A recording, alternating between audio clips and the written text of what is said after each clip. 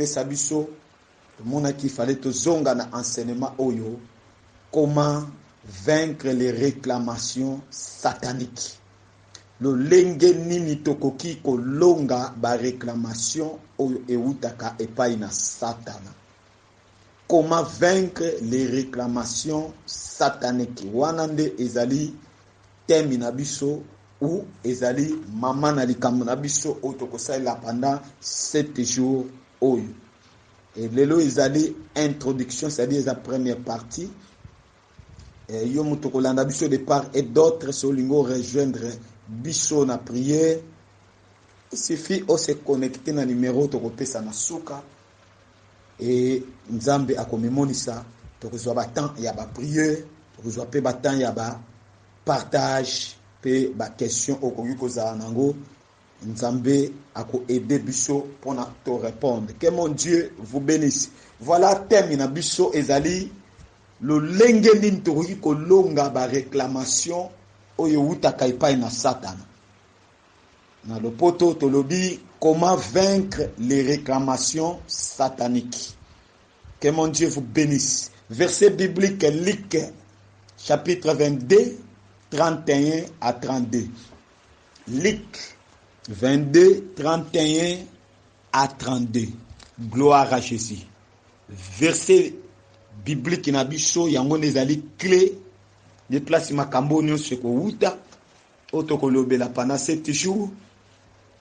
Ezali na Luc chapitre 22 et verset 31 à 32. Natangi na kombo na Yesu. Le Seigneur dit: Simon, Simon, Satan vous a réclamé pour vous cribler comme les fromages. Mais j'ai prié pour toi afin que ta foi ne défaille point. Et toi, quand tu seras converti, affermis tes frères. Le Seigneur dit: Simon, Simon, Satan vous a réclamé pour vous cribler comme les fromages. Mais j'ai prié pour toi afin que ta foi ne défaille point. Et toi, quand tu seras converti, affermis tes frères. Amen. Gloire à Jésus. Nzamba pambola yo bien-aimé. Awa eza histoire ya Pierre na Jésus. Bible lobi Jésus azotambola na ba yekoli na ba disciple et mokolo mususu Jésus a telemisi Pierre ayebisi Petelo Satana abanaki ko réclamer yo pona agumba yo. Pona agumba yo. Mengai na bondela ki pona yo et enfin que kondimana yo ekitate. Mais tangu yo okobongwana bendisa pe ba misusu. Gloire à Jésus. Bien-aimé, ceux qui t'otangi français oyo elingela kisabiso que Pierre à côté de Jésus. Pierre pembeni ya Jésus mais azana no convertité. Do alandaka ne Yesu. Mais Yesu ayebaka ko bongwa na mutu poto bongwa na ndepo na ye. Do so mutu akomiko tout atolo na église ngana bongwana. Ngana yebi nzambe. Nzamba yebi ngai. Ngana tika nyonso mabe. Ngana landaka Yesu. Ngana salelaka Yesu. Bien-aimé, mutu ako juger penza ko bongwa na yo malamu eza pasteur na yo te. Eza ba prophète te. Mais eza ye moko le roi des rois. Mutu to pesaka mitema. C'est-à-dire quand Jésus a tali motema ya Pierre, à comprendre que Pierre n'a pas comité, Pierre n'a pas bongwanité. Parce que bongwaneza au moyen de la foi.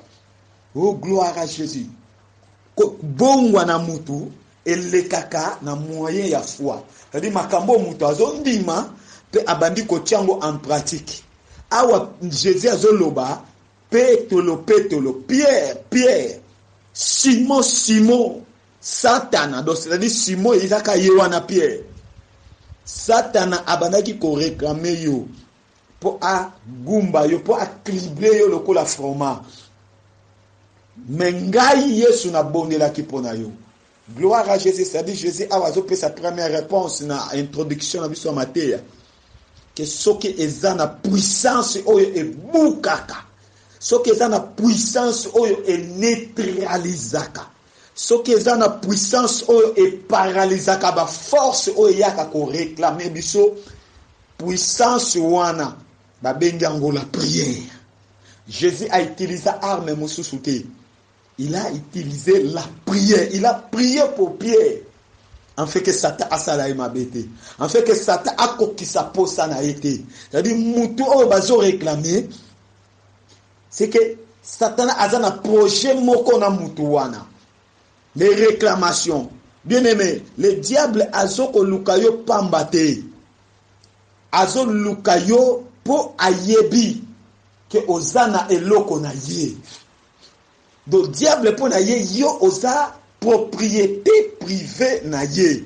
Donc azo landa yo po biloko na ye nanu esilite tala Pierre pembeni ya Jésus. C'est par là na lobake. Ce n'est pas parce que oumeli na église. Ce n'est pas parce que au sambe la kamini. Ce n'est pas parce que oyebi déjà makamuna nzambe, parce que etizotaka oteyaka ozwaka ba révélation. Ne yango ezola kisake makamuni ceci non. Pierre azalaki na barité. Pierre azalaki na hôtelité. Pierre azalaki te place moko na distraction, place ya lo yengete. Pierre azalaki pembeni ya Jésus. Do Yesu liboso, Pierre pembeni. Mais Satan a aye. Alobi nazo zoyo pembeni ya maître na yo. Bien aimé, et c'est de te comprendre que ce to kangwa mite, ce qui biloko ya Satan et silité na nzoto na biso ata ozana kati ya l'église. Ata ozo jouer rôle na fonction moko boyi. Ozo travailler na département moko boyi. Tanto cause à la chantre, au cause à la intercesseur, au cause à la prédicateur modérateur, na éviter gagner d'âme. Ebite musala nini oyo sala ka na église soki okangola mite e diable akokota akoya yenene soki kutu pembeni ya Jésus Satan abangite aye atie maboko likola Pierre aligné abumba ye acriblé ye parce que l'objectif ya diable est mazo réclamer yo mutuna yo ekita na soni mutuna yo ekita na soni. Le diable a respecté Kamutute, a respecté Jésus, le roi des rois, le seigneur des seigneurs.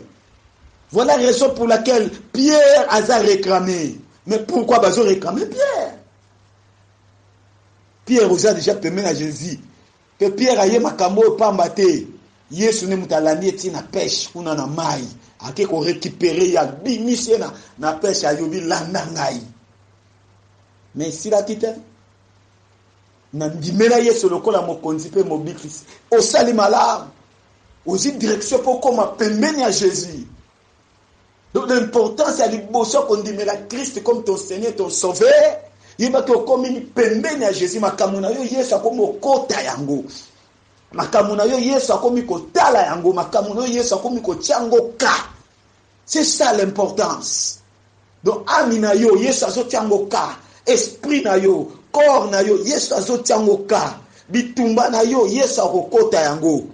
Mais il faut ozala à côté de Jésus. Et loko et sali que Pierre akangolama azala ki musika te mageba problème na ye, magebi bitumba na ye, mageba ba force wana izo benda ye azonga kaka sima. Mais eloko sungi Pierre po azonga te, po azala ki à côté de Jésus. Ma sœur, mon frère, yo oza wapi mikolo yo.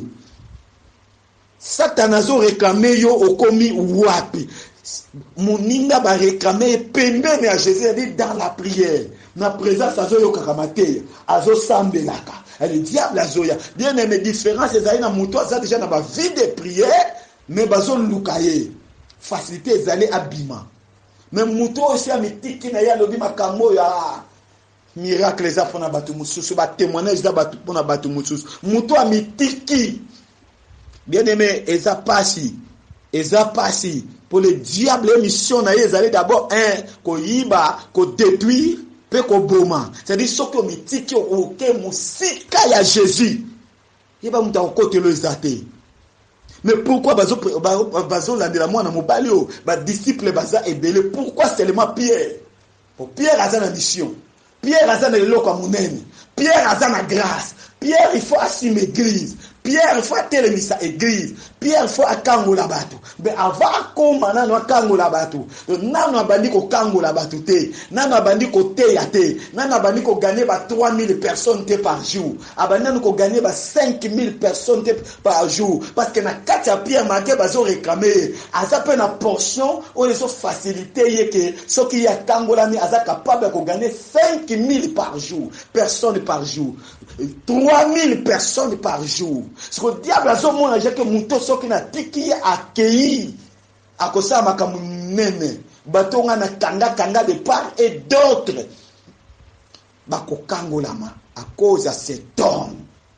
Nango Satan rebi na oti côté nga na yebeli yo place moko yo Pierre na yebeli yo à côté de Jésus te tabitumba otoza nango parce que le diable a yebeli biso à côté de Jésus te ye ana posa que toza la pembeni ya Jésus ye posa les ali toza la musika ya Jésus c'est-à-dire oza na pêche oza la kuna na mai obando péché. Voilà la raison pour laquelle batebele ba kumisaka commerce batebele ba kumisaka musala. Ah, mikolo musala eza makasi nazokoka kosambela te yaya yo ozotika Jésus otika poste na yo à côté de Jésus okumisa musala eleki makasi soki musala eleki makasi faut prier pe faire comme makasi oh nzamba pambola yo omilobela ke no musala komi makasi prière pe faire comme makasi. O mikolo koteka nazokende boy nazokende luka marchandise boy nazokende kote bien aimé plus ba makambo les hommes multiplier plus yo faut oumela à côté de Jésus soko bando kumisa musala eza makasi na ko sambela te commerce komi makasi bien aimé oko regretter na passion so mona ya kotambola ka par-ci par-là o sangisa ba marchandise o sangisa mongo un jour oko tikala maboko pamba Pierre balingi ba tribler. Pourquoi? Parce que place na ye o Satan a yebelié eza na mai na mai na kati ya Pierre azaki na portion ya sirène l'esprit de sirène otobengaka milimo na mai. C'est-à-dire Pierre a vivre libanda te Pierre faut vivre kaka na mai pembeni ya mai mais Yesu alongoli pembeni ya mai ameni pembeni na ye. Voilà ba combat otoza nango bitumba toza na poto komi pembeni ya Jésus mais tozo comprendre que ba nani otozale pourquoi toza pembeni ya Jésus. Mais Pierre savait que na moto makambo eko changer. Poye moka sala ka ja première déclaration moni ba mbise bela vérité il faut na landa moto il faut na landa moto bien aimé Pierre atika ba mbisi alingi suma kama ba mbisi te mais diable azolanda Pierre azonga na ba mbisi pona nini asa mobali na bango abutu ba sirène ba tikali na mai mobali na biso tango ayaka bien aimé pêche ba sala kango na moite pêche po eza la véritable pêche. Ba pêcheur ba pêcha ka butu. Pierre abandaki ko pêcher na butu. Bible zo expliquer que pêche ya Pierre etikala ko sama na moite butu soka komi na tongo azo sokola ba filet.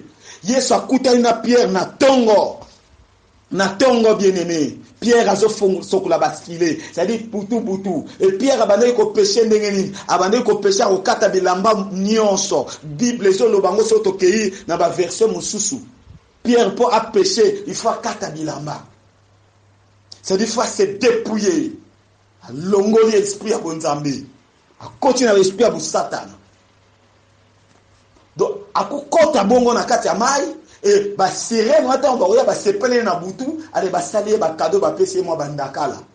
Ba pese moi ba bundu, moi ba ngolo, akende kolia. Et tango ya teki azu soki moi 5 so 6 so 8 mbisi ya teki yazomo na vie yango wana bien aimé soki vie ototika nango ezaka kofuta ganda kofuta ba facture kolia kolata po lamuki yebaki okomifuti il faut telema vie na yango wana ta yo komanuka so lie na yo olati na yo osombi mwa ilamba na yo olati esili olobi ya vie yango wana eza vite.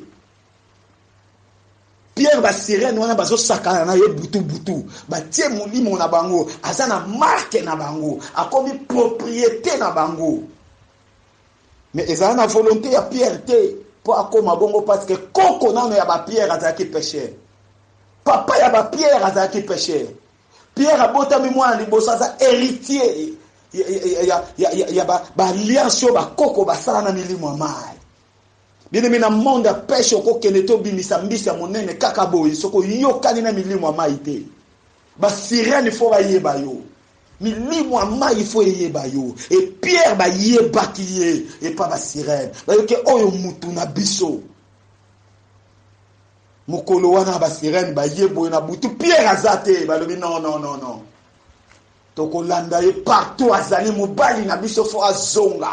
Yango mama ozo luka obala mais ozo comprendre parce que place au diable apesa yo eza kuna na mai. Apesa yo place kuna basali saka yo kindumba. Yo kokota na mariage te. Amoni bazo réclamer yo mobali boye aye akei.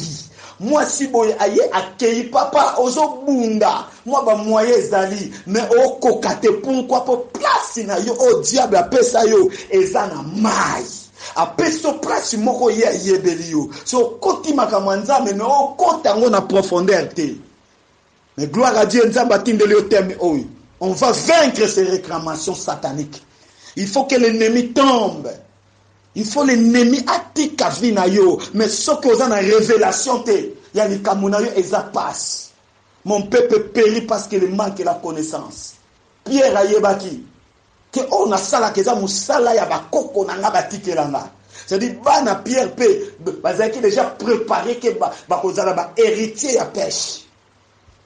Yo famille nini obimela ba koko na bino ba bana ko sa musala nini ba para na yo o ba boti yo ba sala musala nini yo tanga na mbongo nini mbongo yo tangi la classe bandako yo lala ba koko na bino tango ba boti ba para na bino ba alliance bango basala est-ce que yo yebiango le lozo monaka ba réclamation so samela to sambela te mais Pierre ayebaki ke na mai ko na zwaka na ba mbisi mais makambo eza comment pêche ngo sala maka butu quand on parle de butu la nuit c'est les ténèbres ça dit Pierre azalaki mutu ya ténèbres mais laisse-moi vous dire que le Dieu que nous cherchons Yesu otozo luka Yesu otozo salela Yesu oto bondelaka Yesu oto koteli mabondeli azalaka na makoki ya kokota na kan ya ténèbres abotolio na kan ya ténèbres memio na kan ya lumière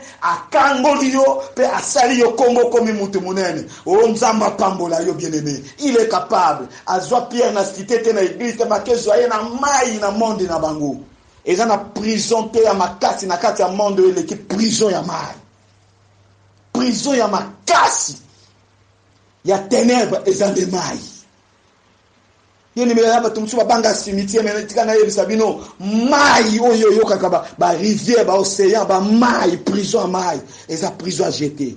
Kuna de toutes sortes de catégories, il y a un esprit géant de Bafandaka.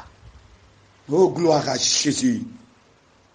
La Bible dit, Jésus a accompli que moi n'a qu'aucun déboté si n'a bimisa kiyo. La Bible dit, oh, ya banda ki musala na ye akwa chevango. Mais, et l'autre, ça a biso passé na bateau belé, ba facilité Jésus t'a acheté. Yesu aussi a bimission na famille, a bimission na kati ya coutume, a bimission na kati ya makambo kindumba, na kati ya makambo wana ya bondoki ya ténèbres, a bimission na bisasa bikota kota bibonganga. Mais yozo bilaka omizongisa, ozaka na ba mi, ba camarade kaka bato basala ka ba même musala wana bien-aimé, sépare-toi de kabwana na bango. Pierre kangamaki na Jésus, ba kangamaka na n'importe qui te. Ce qu'on a mal entouré, bien aimé, on a déjà détruit. Mais ce qu'on a bien entouré, on a la fort. Entourage à Pierre est aidé parce qu'entourage à Pierre, c'est Jésus. Quel est ton entourage? Quel est ton entourage? Dans quel entourage, nous sommes Jésus a zaté, bien aimé, au Kende. Oh, gloire à Jésus.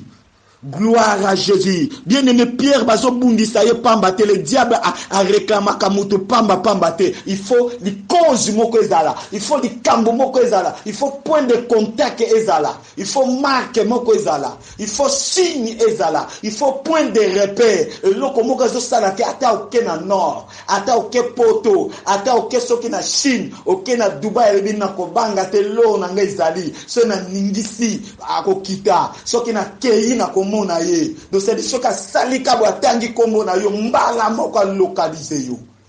Oh bien-aimé. Bien-aimé, ba localiser Pierre. Mais jour wana ba localiser qui est na place à Mabé. Ba kanisa ki ne ba mesana ba kuta bo l'homme de Galilée, le roi des rois, le seigneur des seigneurs azawana. Pierre Koutazo Monate. Bien-aimé, laisse-moi vous dire, il y a d'autres choses yoko monate. Il y a d'autres choses n'engeto kota muzinda prière. Yoko to kolotate. Oza ni prophétie, ni révélation. Kakata mo comprendre que oza à côté de Jésus. Ta yoko zo conscience qu'il faut ba réclamation kwea. L'homme de Galilée a kosala musana. Il y a d'autres choses. Jésus a posté à l'action démon anazal ayela kindengeni. Kombone nan ayena forme ni Yesu salika likambo mukolona yebise ka Satan t'a réclamé parce que batunyo so ba bundisa ka biso ba travailler na Satan ba zo représenter Satan. Azala mama na yo, azala papa na yo, azala noko na yo, azala koko na yo, azala mwasi olinga osoki nani oya réclama yo azo représenter Satan. Jésus a frappé. Il a prié pour Pierre à racher, même un gars mon le beau a déjà sauvé. Mais yotan au kola, l'enisa ba misus. Et local le bosso le diable aya ko réclamer katina moto c'est ta foi. Ta foi bien-aimé. Le diable banga kabato akondima makasa ebike moto so la tika akondima ngana okima. So la tika akondima ngana okweya. So la tika akondima ngana kopakata mbangu. La foi. Bien-aimé, songi sa kondima ozaki na ngotango bandai makamwanzam. Tika ko désespéré, c'est possible ba esprit wana ba kwe, ba esprit wana famille o erekama kayo, c'est possible ekwe, bitumba makasi tozana ngo eza d'abord famille. Et d'abord famille, mais c'est possible avec Jésus, ba bitumba wana ekweya. Pierre ba réclamer na ba liaso ba koko ba parent ba sala. Mais Jésus a kati makamboana. Bien-aimé nazo promettre yo que ba esprit o bazo réclamer yo, o bazo bundisa yo, mutako kata likamboana azali, pe azana kombo, c'est le Seigneur des seigneurs, le roi des rois, Jésus-Christ l'incomparable. Aza incomparable. On faut comparer yete na diable. D'ailleurs le diable c'est un esprit, c'est un ange. Nana kama batu mususu bazo meka kokotia niveau ya Jésus na niveau ya Satan. Non. Non, on a ko diminuer Jésus makasi. Asa na niveau na yete. Le diable c'est un ange. Asa ange azala ki la likolo, il était précipité à suivre identité wana ba Satan ba diable. Il était ange. Mais Jésus n'a jamais osé ange. Il est Dieu, le Seigneur des seigneurs, le créateur de toutes les choses. C'est ordre à Kokene. Car il est le roi des rois. Le roi ordonne et les choses yaka. Oh, gloire à Jésus. Qu'est-ce que la réclamation? Réclamation, les amis. La réclamation, c'est une force spirituelle qui nous bloque pour ne pas évoluer. La réclamation, c'est la force spirituelle qui nous bloque pour ne pas évoluer. C'est-à-dire, vous réclamez biso, l'objectif n'a pas, on peut pas bloquer biso to kele libosote. Pierre azo kende, kele Capernaum, kele Galilée, kota na temple à Jérusalem. On va réclamer kunate, il faut zonga la maille. La réclamation, c'est une force spirituelle qui nous bloque pour ne pas évoluer. Donc, réclamation, c'est un gouya moko ya molimo, o yeso kanga biso po biso to kende libosote. Ou to ko définir en ndenge mususu to koloba, la réclamation, c'est une force qui nous attire en bas. réclamation, c'est une force spirituelle qui nous attire en bas. Et ça, nguya moko molimo, oye benda kabiso to kita na se. Le temps où nous sommes lingi o mata, bango pe ba telemi. Il faut kita, yoko matate. Il faut kita. Oh bien-aimé, pendant 7 jours, oyo, toko papa, toko détruit, toko renversé, puis toko chassé, puis toko brisé, toko bima na biloko na bango. Réclamation, c'est une force spirituelle qui nous attire en bas. Nani azo attiré yo en bas. Loko nini ezo ko attiré yo en bas. Na biloko na bango. Na bato ango baza derrière biloko wana bako kita. Cette fois-ci bako libérer yo. Car Jésus-Christ est là. Nous sommes à côté de Jésus. Biso to apembe na Jésus na mai tokozonga te. Alléluia. Na zamba tokozonga te. Biso toza ba niamate, toza pe ba mbisite. Alléluia. Toza ba fils na ba fille du roi, des rois. Gloire à Jésus. La réclamation, c'est un esprit qui te pose des questions où tu veux aller. Alléluia. La réclamation lobaka. La réclamation, c'est une force spirituelle qui te pose des questions où tu veux aller. Yo lingo kende wapi? To yebeli na mai, to yebeli na célibat, to yebeli na pauvreté, to yebeli na kosenga na dépendance, to yebeli na stérilité, yo mimize mindengeni. Omona mama mususa zwineze, zemi azwina ye. Metango ba esprit na batela oh, libu mwana ndengeni. Yo to yebeli na kozemite, ba yeba frapper au avortement salami. Ba force couche. Oh, gloire à Jésus, car il a donné sa parole dans mon ministère. Il n'y aura ni femme qui avorte et ni femme stérile. Gloire à Jésus. Mais il n'est pas bon que l'homme soit seul. Et l'homme quittera et s'attachera à sa femme. Les deux deviendront une seule chair. À ce point là, l'objet dévalimé qu'un batumi balé malamu koleka mutu moko so bango ba yebi yo na célibat mais Jésus-Christ a un programme. Oyo aka démarrer à côté de Jésus. Makambo changeaka. Oh gloire à Jésus. Nzamba pambola yo bien-aimé. Les introduction. Les introduction to continuer. Parce que tant on a vu déjà prière et coquille. Nzambe wana mona yo. Nzambe wana sembola loboko na ye. Oh gloire à Jésus. Que mon Dieu vous bénisse. Mutu oyo alinga kota en contact na biso. Aokomela biso na WhatsApp na numéro oyo. Plus 244. Plus 244 947 31 99 12. Plus 244 99. Non, plutôt plus 244 947 31